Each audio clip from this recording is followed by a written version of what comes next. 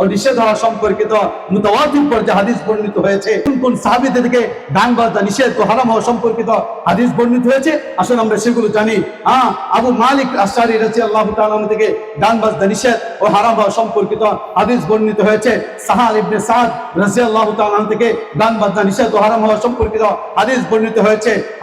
ইমরান ইবনে হুসাইন রাদিয়াল্লাহু তাআলা থেকে গান বাজনা নিষেধ ও হারাম হওয়া সম্পর্কিত হাদিস বর্ণিত হয়েছে। আব্দুল্লাহ ইবনে আমর থেকে গান বাজনা নিষেধ ও হারাম হওয়া সম্পর্কিত হাদিস বর্ণিত হয়েছে।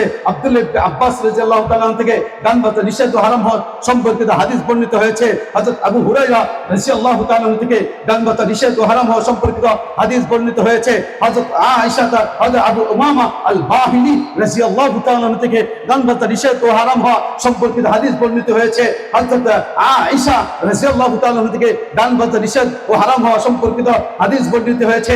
হযরত আল গাজী ইবনে রাবিয়া থেকে গান বাজনা নিষেধ ও হারাম হওয়া সম্পর্কিত হাদিস বর্ণিত হয়েছে। আলী ইবনে আবি তালিব থেকে গান বাজনা নিষেধ ও হারাম হওয়া সম্পর্কিত হাদিস বর্ণিত হয়েছে।